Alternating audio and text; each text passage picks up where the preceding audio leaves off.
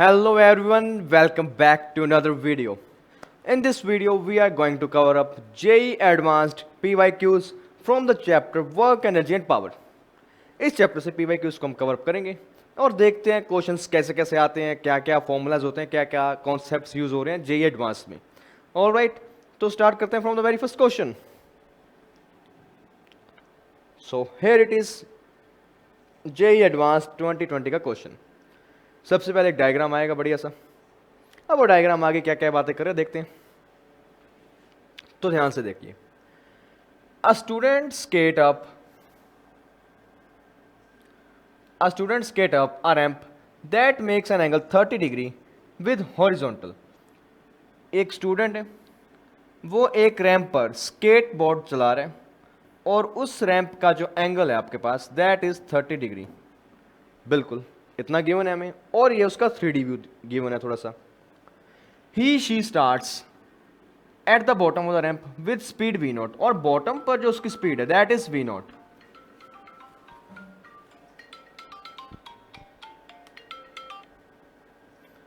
That is v naught. Alright. And wants to turn over a semi circular path XYZ of radius capital R. और वो क्या करता है, ऊपर जाता है और यहां से वो टर्न करता है, यानी इस पॉइंट पर आने के बाद वो डिसाइड करता है टर्न करने का. ठीक है, टर्न करता है by following a semi circle XYZ. अब वो आगे क्या कहते हैं, during which she reaches a maximum height h from the ground as shown in the figure. Assume that the energy loss is negligible and the force required for this turn at the highest point is provided by his or her weight only. मतलब वो कहता है कि assume कर लो कि top most point पर energy losses negligible है. Top most का मतलब पूरे मोशन में जो एनर्जी लॉस है फ्रिक्शन का, एयर रेजिस्टेंस या कोई भी आलतू फालतू, वो सब जीरो है, उसको आप इग्नोर कर दो. और जो वो टर्न करेगा, टर्न करते टाइम जो सेंट्रीपिटल फोर्स है ना, वो आपकी ग्रेविटी के कारण आ रही है, यानी वेट के कारण आ रही है. ठीक है, तो बताओ इनमें से कौन सा करेक्ट होना चाहिए. चार ऑप्शन तुम्हारे सामने, बिल्कुल चार ऑप्शन तुम्हारे सामने. ऑप्शंस को अगर मैं थोड़ा सा जूम करूं तो ये रहे तुम्हारे ऑप्शंस. ऑप्शन तुम्हारे सामने. अब ऑप्शन क्या कह रहे हैं, पहले और दूसरे ऑप्शन पर एक नजर डालो. v naught square minus 2gh 1/2 gr, v naught square minus 2gh √3/2 gr. दो ऑप्शन है, सेम टू सेम है, बट हल्का सा डिफरेंस है, मतलब दोनों में से एक सही होगा. अब एक सही होगा तो उसको चेक कैसे करेंगे. वेलोसिटी स्क्वायर आ रहा है, GH आ रहा है, मतलब कंजर्वेशन ऑफ एनर्जी यहां अप्लाई किया गया. तो कंजर्वेशन ऑफ एनर्जी को मैं अप्लाई करता हूं. कंजर्वेशन ऑफ एनर्जी को अगर मैं अप्लाई करूं तो मैं लिखूंगा बॉटम पॉइंट पर टोटल एनर्जी, यानी इसके पास जस्ट काइनेटिक एनर्जी होगी, that will be half mv not square. Potential zero होगा बॉटम पर. टॉप पर जाएगा, टर्न कर रहे हैं तो उसके पास कुछ ना कुछ काइनेटिक भी होगी, प्लस हाइट पर है तो उसके पास mgh भी होगा, पोटेंशियल एनर्जी. m कैंसिल, 2 से हटाओगे तुम्हारे पास अगली इक्वेशन बनेगी v naught square minus 2gh equals to v square. ये तुम्हारी बनी इक्वेशन.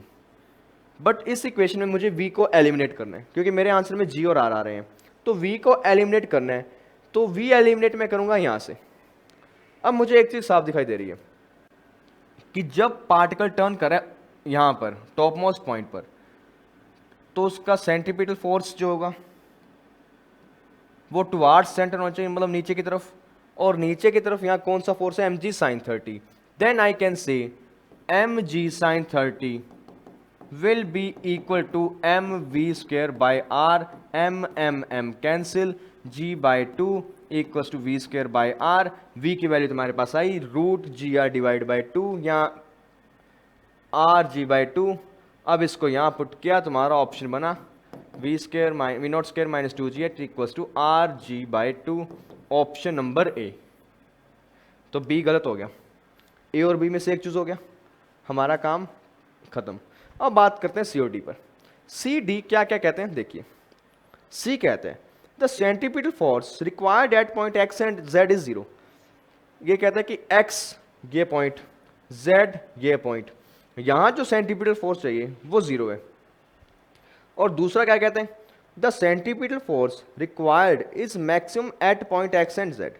और दूसरा कहता है कि x और z पर सेंट्रीपिटल फोर्स मैक्स चाहिए। तो देखो मुझे इतना पता है, इस पॉइंट पर वेलोसिटी वी नॉट है पार्टिकल की, इस पॉइंट पर वेलोसिटी वी है, और इट इज़ वेरी ऑब्वियस कि वी नॉट बहुत हाई होगी, वी कम होगी, क्योंकि पार्टिकल ऊपर जा रहा है। ओके, और ये पॉइंट है उनके बीच का, तो जो इसकी वेलोसिटी होगी इस पॉइंट पर, मैं मानता हूँ वी डैश, वो इससे ज़्यादा होगी बट इससे कम होगी। तो मतलब यहाँ वेलोसिटी हाई है तो सेंट्रीपिटल फोर्स भी यहाँ हाई होना चाहिए। तो अगर यहाँ हाई है तो वो बिल्कुल इसके सामने के पॉइंट पर भी हाई होगा, तो मतलब सेंट्रीपिटल फोर्स तुम्हारा मैक्स होना चाहिए, एक्स एंड जेड पर वो जीरो नहीं होगा। तो तुम्हारे ए और डी ऑप्शन करेक्ट हैं, दो ऑप्शन करेक्ट हैं इस पूरे क्वेश्चन में। दैट इज इट तुम्हारे सामने। तो चलिए अगले क्वेश्चन पर क्या कहते हैं, ध्यान से देखते हैं क्या क्या बातें हो रही हैं। देखो, a particle of mass m is initially at rest, particle initial rest पर है और ओरिजिन पर है। It is subjected to a force and starts moving along x axis, और उस पर एक फोर्स लगता है और वो एक्स एक्सिस पर अपना मोशन स्टार्ट कर देते हैं। द काइनेटिक एनर्जी के changes with time, kinetic energy time के साथ चेंज हो रही है, और कैसे चेंज हो रही है, d k by d t equals to gamma t. ठीक है, इस तरीके से काइनेटिक एनर्जी वरी कर रही है। Where gamma is a positive constant of appropriate dimensions, which of the following positive constant appropriate dimension, पता नहीं क्या लिखा है, हटाओ इस लाइन को। Which of the following option statements are correct, statements चार गिवन है, चारों में से देखते हैं कौन कौन सी करेक्ट है कौन कौन सी रॉन्ग है। तो बारी बारी से बात करते हैं। The force applied on the particle is constant, वो कहता है कि जो फोर्स है तुम्हारी वो कांस्टेंट होनी चाहिए। अब मैं कैसे बताऊं फोर्स कांस्टेंट है, मेरे पास सिर्फ एक ही चीज गिवन है, दैट इज काइनेटिक एनर्जी का रेट ऑफ चेंज। तो यहीं से कुछ ना कुछ हमें जुगाड़ बिठाना होगा और आंसर निकालना होगा। तो आओ जुगाड़ बिठाएं।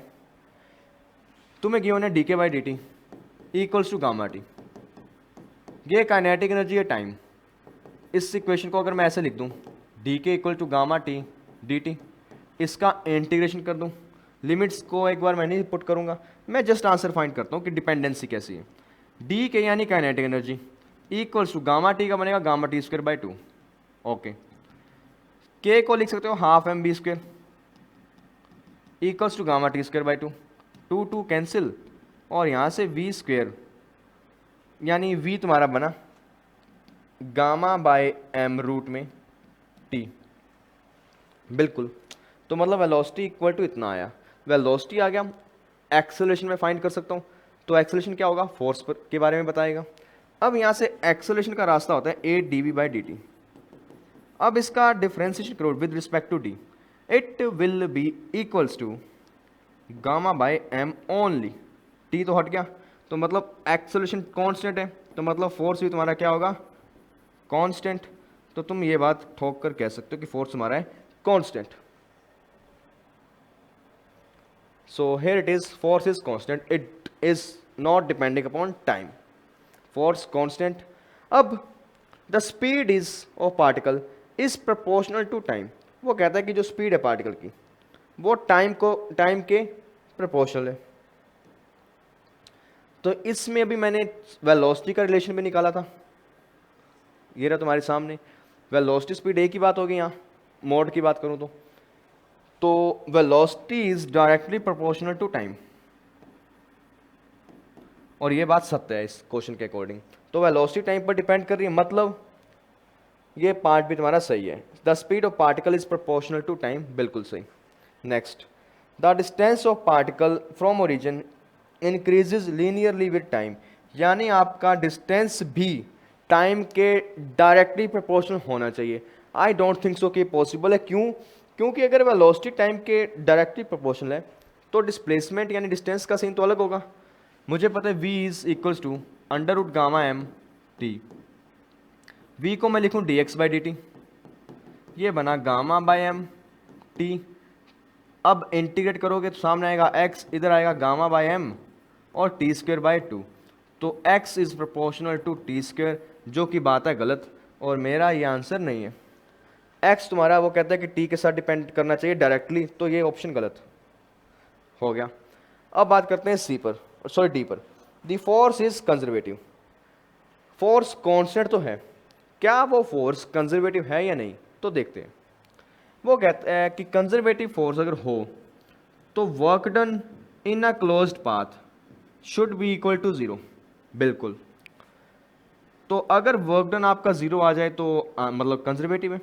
मैं वर्क डन फाइंड करूं, फोर्स कांस्टेंट है तो बाहर आ गया, बचा dx, जिस पॉइंट से चला वहीं आ गया, तो मतलब अपर लोअर लिमिट सेम होंगी। यहाँ अपर लोअर लिमिट सेम है तो इस इंटीग्रेशन का आंसर आएगा जीरो, तो तुम्हारा वर्क डन आ गया zero. Then you can say the force is conservative, nothing to worry about that. Force हमारी कंजर्वेटिव है और साफ साफ दिखाई दे रही है।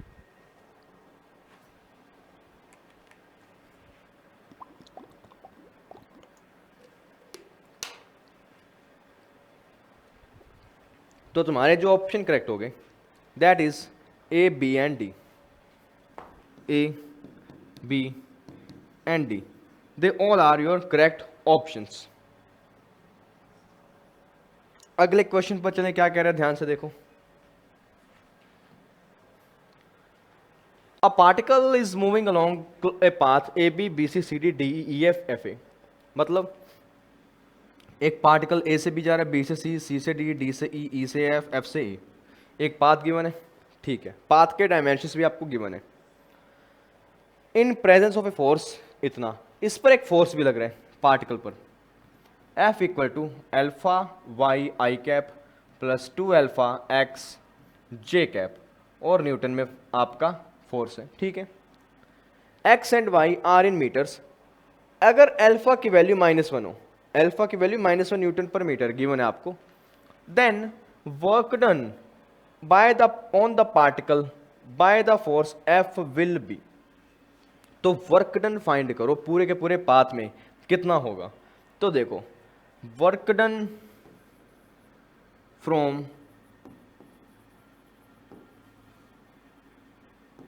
ए से चल रहे हैं, वापस आ रहा है ए पर, ए से ए पर आ रहे हैं, तो वर्क डन कितना होगा तुम्हारा, सभी पाथ का अलग अलग वर्क डन फाउंड करोगे तो total work done will be equal to,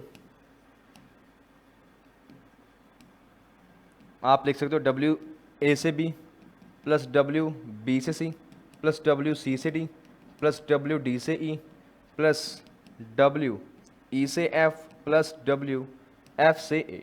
इन सभी के वैल्यूज फाइंड करो, यहाँ पुट करो, आंसर आ गया। तो बारी बारी से वैल्यूज को फाइंड करते हैं। तो सबसे पहले मैं बात करता हूँ डब्ल्यू ए बी की।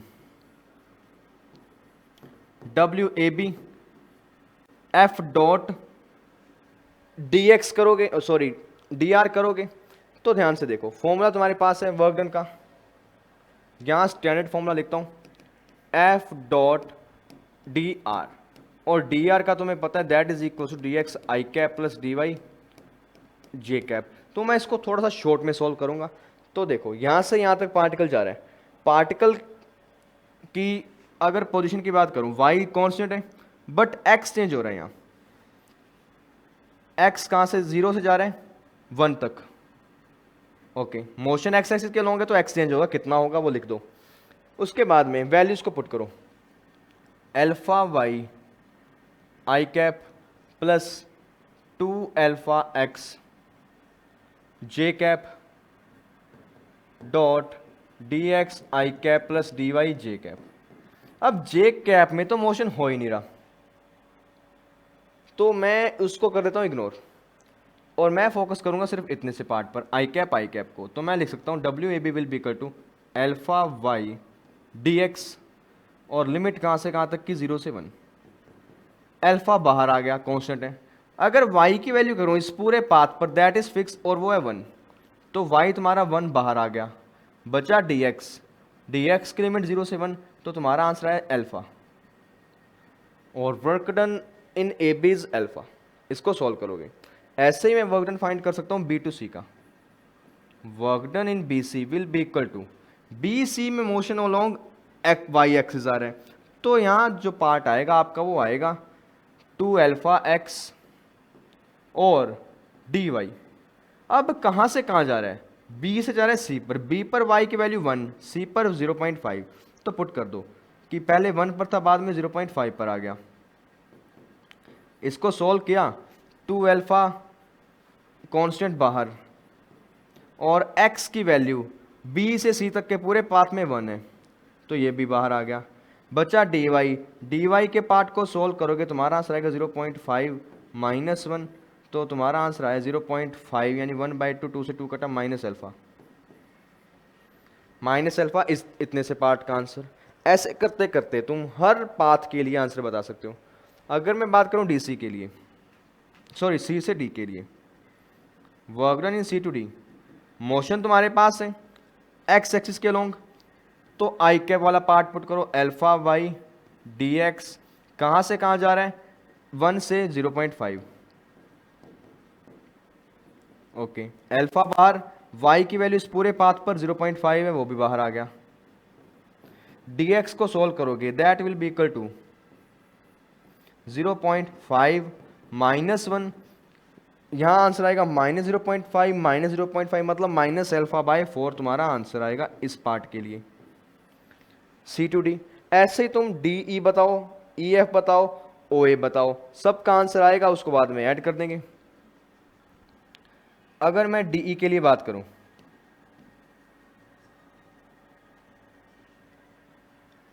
वर्क डन फॉर डी से ई, डी से ई तक मुझे साफ साफ दिखाई दे रहा है वाई एक्सिस में मोशन है, वाई एक्सिस में मोशन है, तो जे कैप वाली टर्म यूज करूंगा। जे कैप कितना आपके पास 2 अल्फा एक्स और डी वाई, और लिमिट कहाँ से कहाँ तक, 0.5 से जा रहा है वो 0.5 से 0 की तरफ, और x की वैल्यू फिक्स है यहाँ 0.5, तो x2 मल्टीप्लाई करोगे तो 1 आएगा, अल्फा भी बाहर है, और dy लिमिट 0.5 से 0, तुम्हारा आंसर आएगा -0.5 मतलब माइनस अल्फा बाई 2। ये लो 1 2 3 4 4 पाथ के लिए वर्क डन आ गया। अब इसकी बात करते हैं ई से एफ तक की, वर्क डन फ्रॉम ई से एफ, एक्स एक्सिस के लॉन्ग है तो एक्स वाला पार्ट उठा लो, अल्फा वाई डी एक्स, कहाँ से कहाँ जा रहा है 0.5 से 0, ओके। y की वैल्यू यहाँ फिक्स है 0, तो तुम्हारा आंसर आ गया 0, क्योंकि y coordinate is 0 along this line, okay. अब बात करते हैं इसके लिए, work done for F2A, y के अलोंग है तो y का पार्ट उठाओगे 2 अल्फा एक्स डी वाई, और एक चीज मुझे साफ दिखाई दे रही है, इस पूरे पाथ पर x कोऑर्डिनेट 0 है तो ये भी हो गया आपका 0, तो तुम्हारे पास टोटल वर्क डन आया alpha minus alpha by 4 minus alpha by 2 plus 0 plus 0, ये पार्ट कट गए, माइनस अल्फा बाय 4 या है -3 अल्फा बाय 4, अल्फा की वैल्यू पुट करोगे तुम्हें कितनी गिवन है, अल्फा इज गिवन -1, तो अल्फा की वैल्यू -1 यहां पुट करो, तुम्हारा आंसर आया 0.75 जूल, और ये तुम्हारा फाइनल आंसर सब में, राइट, सही है। इस तरीके से तुम इसको सॉल्व कर सकते हो। अब आते हैं अगले क्वेश्चन पर। अगला क्वेश्चन क्या कह रहा है, ध्यान से देखो, स्प्रिंग ब्लॉक का क्वेश्चन है, और स्प्रिंग ब्लॉक में क्या क्या बातें हो रही हैं देखते हैं। Spring block system is A spring block system is resting on a frictionless floor। कोई सिस्टम गिवन है आपको, एक फ्लोर पर है, हॉरिजॉन्टल और फ्रिक्शनलेस है। The spring constant is 2 newton पर मीटर। यहाँ के की वैल्यू आपको गिवन है 2.0 newton metre inverse, and mass of the block is 2 kg। Ignore the mass of spring. Initially the spring is unstretch, initially spring unstretch condition में given है। Another block of mass 1 kg, 1 kg का एक block है, speed आपको given है 2 metre पर second, collides elastically with the first block. ये यहाँ से उड़ता हुआ गया और इसमें टकरा गया, इसमें टकराएगा तो क्या होगा, ये टकराएगा, उसके बाद स्प्रिंग होगा आपका कंप्रेस, ठीक है। The collision is such that 2 kg block does not hit the wall. Compress हुआ बट 2 kg वॉल को हिट नहीं करता, यानी इनमें कंप्रेशन कुछ इतना आता है, इतना कंप्रेशन आया, उसके बाद ये वापस आ गया, okay. The distance in metres between the two blocks when the spring returns to its unstretch position after the collision. तो ये बताओ, पहले ये ब्लॉक इससे टकराया, टकराने के बाद जब ये ब्लॉक वापस अपनी जगह पर आएगा 1 kg का, तो इन दोनों के बीच में इन मीटर्स डिस्टेंस कितना होना चाहिए? इन मीटर्स डिस्टेंस कितना होना चाहिए हमें ये फाइंड करना है। तो देखो करते हैं।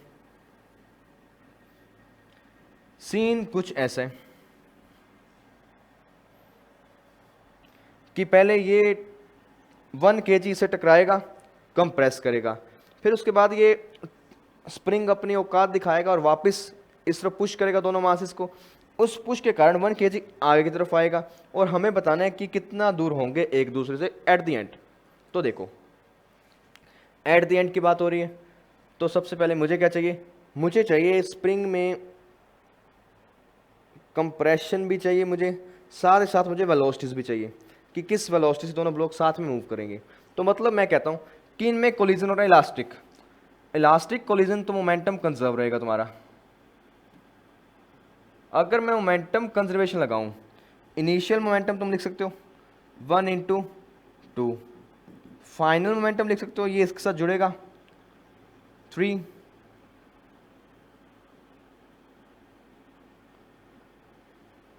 एक मिनट,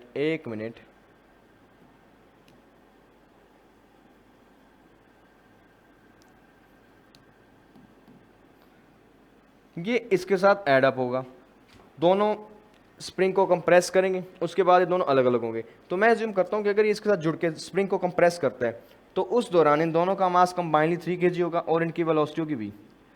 तो अगर मैं वेलोसिटी की वैल्यू फाइंड करूँ, that will be equal to 2/3, बिल्कुल ठीक, 2/3 की combined velocity of the system, और जिससे ये स्प्रिंग को करेंगे कंप्रेस। ठीक है, अब होगा क्या? स्प्रिंग कंप्रेस होगा, फिर ये स्प्रिंग रिलीज होगा। अब स्प्रिंग कंप्रेस हो रहा है, रिलीज हो रहा है, और कंप्रेशन और रिलीज के दौरान जितना ये रिलीज होने में टाइम लेगा उतने टाइम तक ये ब्लॉक मूव करेगा, और मुझे उसी टाइम के लिए बताना है कि कितना डिस्टेंस आएगा। तो मैं फाइंड करता हूँ यहाँ time period of the block. अगर मैं टाइम पीरियड का फॉर्मूला लगाऊं, दैट इज 2π m/k।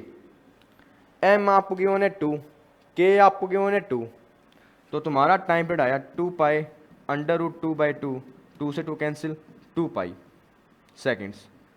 2π तुम्हारे पास टाइम आता है अंदर जाने का फिर बाहर आने का, बट मुझे मतलब है बाद वाले टाइम से, जब वो वापस हिट बैक करेगा। तो हिट बैक का जो टाइम होगा वो तुम यूज करोगे पाई सेकेंड, या फिर बोल सकते हो 3.14। ठीक है, टाइम आ गया मेरे पास 3.14 सेकंड से वो हिट बैक करेगा। अब मुझे चाहिए कि कितनी वेलोसिटी से ये वाला ऑब्जेक्ट आपका यहाँ से वापस आ रहा होगा। तो देखो जितनी वेलोसिटी से ये अंदर जाएगा, इसके साथ जुड़ा, इसको कुछ पोटेंशियल एनर्जी दी, उस पोटेंशियल एनर्जी से ये वापस आएंगे। तो जब वापस आएंगे ये ऑब्जेक्ट आपका रेस्ट पर होगा, फिर ये मूव करेगा। तो जब ये वापस आएगा उस दौरान इसकी जो वेलोसिटी होगी वो होगी 2/3। जितनी वेलोसिटी से कंबाइनली मूव कर रहे थे उसके बाद उतनी वेलोसिटी से ये अकेला मूव करेगा। तो अगर अकेला ये इतनी वेलोसिटी से मूव करेगा और टाइम तुम्हें इतना गिवन है, तो तुम्हें फाइंड करना है डिस्टेंस। तो तुम बता सकते हो distance will be equal to speed into time कर दो, या वेलोसिटी इंटू टाइम बोल दो। स्पीड तुम्हें गिवन है 2/3, टाइम तुम्हें गिवन है 3.14। तुम्हारा आंसर आएगा 6.28 डिवाइड बाई 3, मतलब 3.14, ये समथिंग आएगा आपका 1.0 और 4 के आसपास, और इसको ऐड करोगे 2.08 के आसपास तुम्हारा आंसर आना चाहिए, यानी इसे थोड़ा सा बड़ा ही होगा 2.08 से। तो that will be your answer 2.08। कि जैसे जाएगा वैसे आ जाएगा, टाइम तुम्हारे पास है, स्पीड तुम्हारे पास है, दोनों को मल्टीप्लाई करो, आंसर आ गया। मोमेंटम कंजर्वेशन की बातें थी और इलास्टिक कोलिजन हो रहा था, हो गया। चलो आगे, अगला क्वेश्चन क्या कह रहा है ध्यान से देखो, जेईई एडवांस 2014 का। Consider an elliptical shaped rail P Q, एक इलिप्टिकल रेल शेप पी से क्यू तक आपको गिवन है कुछ, okay, in the vertical plane यानी स्टैंडिंग प्लेन में दीवार के ऊपर, with O P 3 metre, OQ 4 metre, a block of mass 1 kg, एक ब्लॉक है जिसका mass 1 kg, is being pulled along the rail, वो इस रेल पर चल रहे हैं, with a force of 18 newton which is always parallel to the P Q, मतलब आपने एक फोर्स लगाया ये रहा और वो हमेशा इस पी क्यू के पैरेलल में, और कितना है 18 न्यूटन का, वो इस ब्लॉक को पुल कर रहा है ऊपर की तरफ, okay, assuming no friction losses, friction losses zero, the kinetic energy of the block when it reaches Q is कितना होगा, तो आपको बताना है kinetic energy of the block कितना होगा, इनिशियली ब्लॉक यहाँ होगा, फाइनली ब्लॉक यहाँ आ जाएगा, यहाँ इसकी वेलोसिटी जीरो, यहाँ इसके पास वेलोसिटी भी, change in kinetic energy will be equal to total work done by all forces, तो total work done by all forces लिख देते हैं, चेंज इन काइनेटिक एनर्जी लिख देते हैं, हमारा काम हो गया, चेंज इन काइनेटिक एनर्जी उस तरफ लिखते हैं,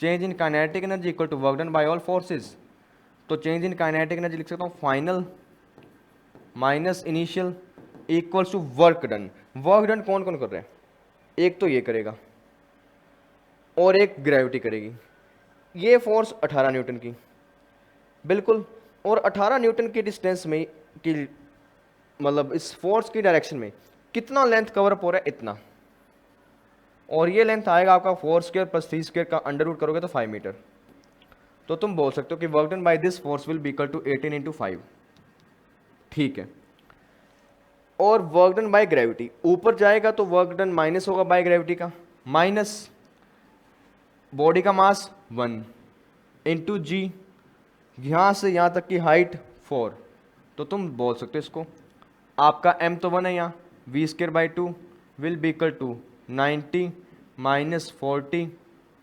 इक्वल्स टू 50, तो V square will be equal to 2 into 50, V आया तुम्हारा 10, और तुम्हारा आंसर क्या है n इंटू 10, यहाँ 10 आना चाहिए,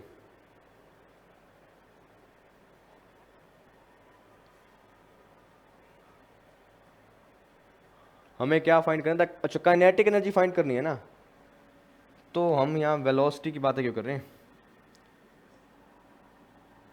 तो आपको काइनेटिक एनर्जी फाइंड करनी है, काइनेटिक एनर्जी तुम्हारे पास ये रही, K E will be equal to 90 minus 40, ये आया 50, के ई तुम्हारा आंसर 50 जूल, और तुम इसको बोल सकते हो 5 इंटू 10 जूल तुम्हारा आंसर, बिल्कुल सिंपल क्वेश्चन, ऐसे क्वेश्चन तो आजकल जेई मेंस में आ रहे हैं, 5 इंटू 10 जूल, और n की वैल्यू तुम्हारे पास आ गई 5,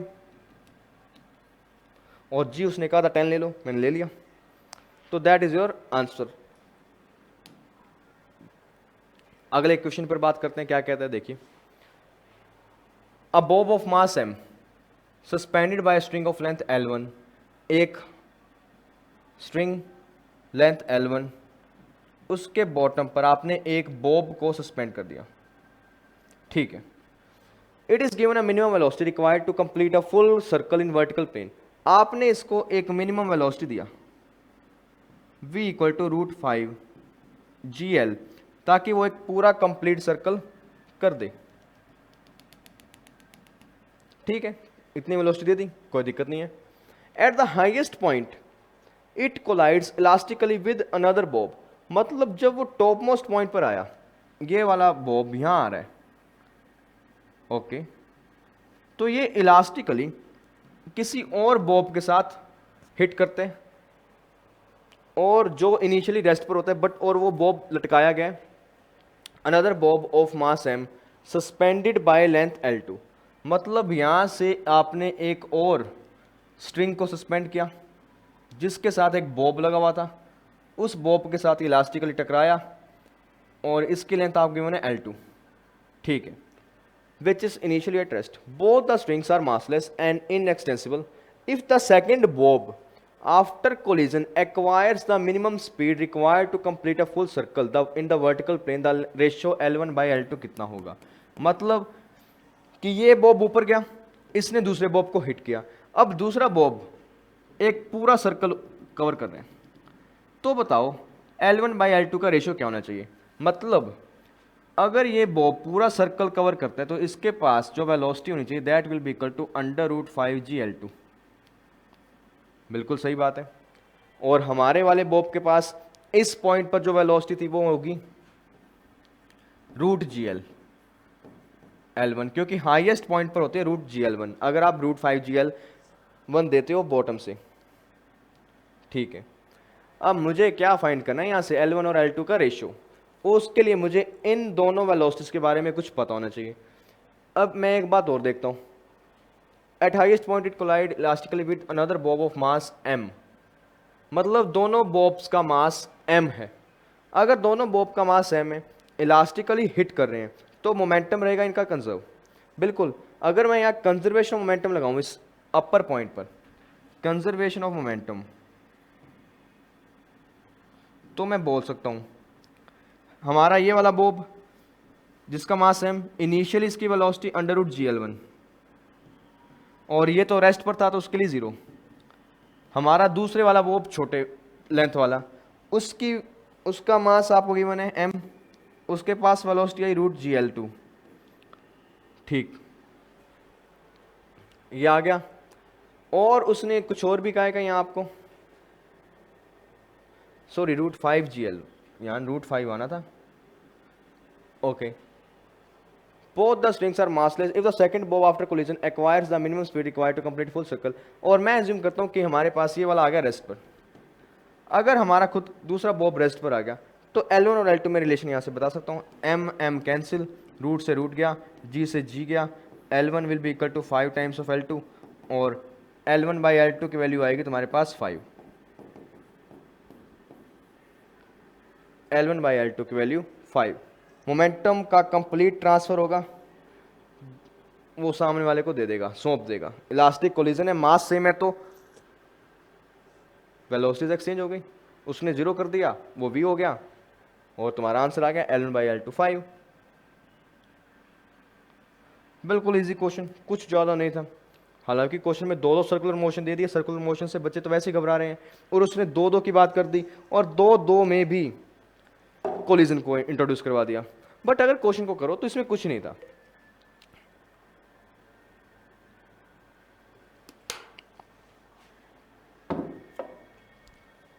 अगले क्वेश्चन पर बात करते हैं, क्या कह रहे हैं। अगेन एक स्प्रिंग की बात हो रही है, तो स्प्रिंग देखो क्या कहता है तुम्हें, ए ब्लॉक ऑफ मास 0.18 kg। आपके पास एक ब्लॉक जिसका मास 0.18 kg है, ठीक है, is attached to a spring, spring के साथ अटैच है, हैविंग फोर्स कांस्टेंट k की वैल्यू आपको गिवन है 2 N/m। ठीक है, the coefficient of friction between block and the floor is 0.1। यहां पर जो कोफिशिएंट ऑफ फ्रिक्शन है ना वो 0.1 है। Initially the block is at rest, initially block रुका हुआ है, and the spring is unstretch, initially system ऐसे पड़े, and impulse is given, impulse मतलब force for a short duration आपने गिवन, आपने दिया, as shown in the figure, आपने एक फोर्स लगाया, ठीक है। The block slides a distance 0.06 metre and comes to rest, यहाँ से ब्लॉक यहाँ तक गया 0.06 मीटर तक, और उसके बाद वो रुक गया, ठीक है, रुक गया। For the first time the initial velocity of the block in metre पर सेकेंड विल बी व्हाट। आपको बताना है इनिशियल वेलोसिटी क्या होगा। ब्लॉक है, स्प्रिंग है, वेलोसिटी आ गया तो काइनेटिक एनर्जी और वर्क डन वाली बातें होगी। तो मैं कह सकता हूँ, इसको थोड़ा सा ऊपर करता हूँ, तो मैं कह देता हूँ यहाँ work done will be equal to change in kinetic energy. अब चेंज इन काइनेटिक एनर्जी में मैं लिखता हूँ, फाइनल तो रेस्ट है, इनिशियली आपने दिया हाफ mv², आपको फाइंड करना है वेलोसिटी को, ठीक है। m आपके पास मास है ब्लॉक का, equals to work done by friction force और work done by spring force. Friction opposite लगेगा, ब्लॉक आगे जा रहा है तो माइनस होगा, स्प्रिंग फोर्स का वर्क डन भी ऑपोजिट होगा, तो दोनों आप लिखोगे work done by friction force will be equal to mu into normal, और नॉर्मल तुम लिखोगे इसके लिए mg। और डिस्प्लेसमेंट कितना हो गया 0.06 का, माइनस वर्क डन स्प्रिंग का होगा, तो स्प्रिंग का 1/2 के एक्स स्क्वेयर लिखते हैं, 1/2 के और एक्स कितना है 0.06 और इसका स्क्वेयर। अब इसको सोल्व करके जो आंसर आएगा वो हमारा फाइनल आंसर होगा। अब कर देते हैं इसको सोल्व, 1 माइनस माइनस कैंसिल, तुम्हारे पास आया 1/2 M V square will be equal to, mu की वैल्यू तुम्हें गिवन है यहाँ 0.1, m into G, M given है 0.18, इंटू जी करोगे तो 1.8 बनेगा, 0.06 साथ में, प्लस 2 से 2 कैंसिल, 0.06 का स्क्वेयर। इसको थोड़ा सा सोल्व किया तो तुम इसको लिखोगे 1/2 M V square will be equal to 0.1, 1.8, 0.06, इसको यहाँ मल्टीप्लाई करोगे 1.8 इंटू 0.006 प्लस इसको ओपन करोगे 0.0036, ठीक है, 1.8 इंटू 0.06, ये तुम्हारा आंसर आएगा 18 2 जा 36, 36 36 54 54, और ये आएगा तुम्हारे पास 54 और 36 90, 90 तो कहाँ रहा है, 90 से थोड़ा सा ऊपर जाएगा 108, और 108 अगर आ रहा है तो ये बनेगा 0.0108 प्लस 0.0036। अब इनको ऐड कर दो, ऐड करोगे 3 और 6, 6 यहाँ ऐड करोगे, यहाँ बनेगा 14, 14 और जी बना 0.0154, और सामने तुम्हारे पास 2 भी है और यहाँ भी एक 0.18 भी है तुम्हारे पास, और एक वी स्क्वेयर भी है। अब इसको और सॉल्व करते रहो, आंसर आता रहेगा, कैलकुलेशन का पार्ट है यहाँ सारे का सारा। 0.18 V square will be equal to 154 यानी 308 डिवाइड बाय 0.18, तो ये यार ये तुम्हारा आंसर एक सिंपल फॉर्म में तो आ नहीं रहा, 0.0308 डिवाइड बाय 0.18, अगर मैं पॉइंट्स को उड़ाऊँ, यहाँ 100, यहाँ 10⁻⁴, 18 और 360, यहाँ 154, 154 है, तो इसको बोलोगे 8 और 16 निपटेगा, 16 इंटू 10⁻⁻2, और सामने वी स्क्वेयर, इसको सोल्व करोगे ये वी आएगा तुम्हारा 4 इंटू 10⁻⁻1, या बोल दो 0.4 मीटर पर सेकेंड, क्या कुछ ऐसा ऑप्शन, यहाँ ऐसा न्यूमेरिकल वैल्यू बनेगा हमारा। वो कहता है कि n/10 की वैल्यू क्या होगी, यानी इसके डिवाइड में क्या आएगा 10, तो आंसर तुम्हारा 4 आ गया बस, ये तुम्हारा आएगा v इक्वल टू 4/10, और मीटर पर सेकंड में n की वैल्यू 4 आ गई। मेन तो यहाँ कैलकुलेशन का पार्ट था, बाकी तो यही work energy theorem main concept जो तुम्हें अप्लाई करना था। अगला क्वेश्चन क्या कह रहे हैं देखते हैं, 2009 का question, a light inextensible string that goes over a smooth pulley, fixed pulley as shown in the figure, ठीक है, 2 ब्लॉक्स 0.36 0.72 kg, G10 ले लो, find the work done by tension in the string on the block of mass 0.3 kg during first second after the system is list.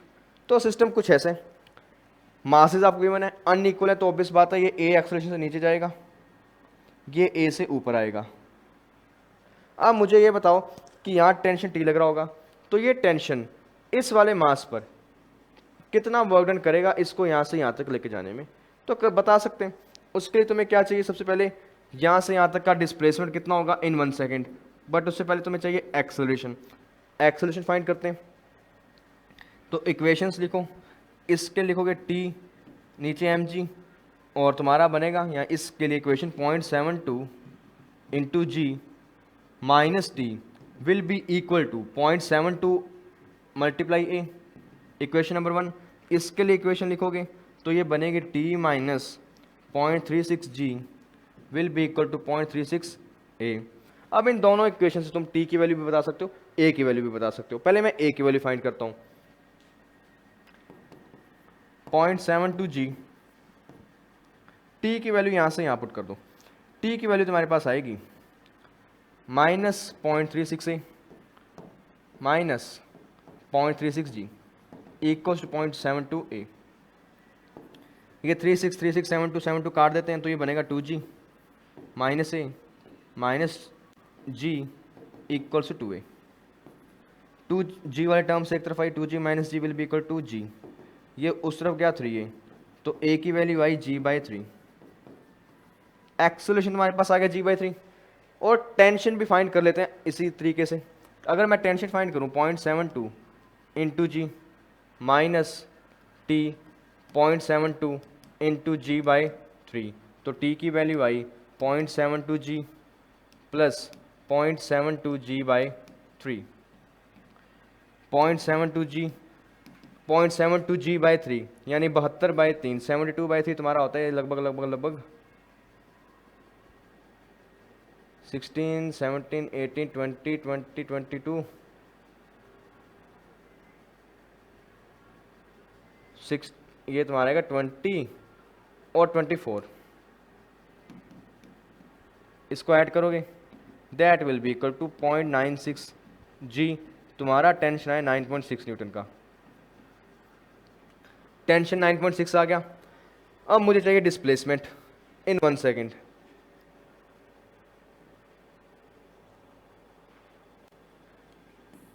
यहां से यहां तक का displacement find करेंगे। Displacement in 1 second will be equal to what? As initial velocity 0, तो ये part गया, plus 1/2 A T square. तो इसके लिए डिस्प्लेसमेंट आएगा 1/2, ए की वैल्यू तुम्हारे पास 10/3 आ रखी है यानी g/3 इनटू टी की वैल्यू तुम्हारे पास 1 है, तो तुम्हारा डिस्प्लेसमेंट आया g/6 या बोल दो 10/6 मीटर। और तुम्हें फाइंड करना है work done. Work done will be equal to tension into displacement. Tension तुम्हारे पास 9.6 इंटू 10/6, तो ये आ गया 96/6 और तुम्हारा आंसर आ गया 96/6 जूल। अब इसको सोल्व करो, 6 15 जा 96, 16 जा, ये आ जाएगा तुम्हारा वर्क डन आया 16 जूल और that is your final answer.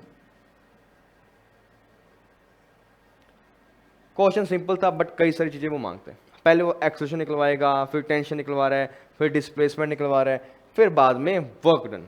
चार अलग अलग चीज़ें निकलवाई एक क्वेश्चन में। तो that is how you have to solve this question.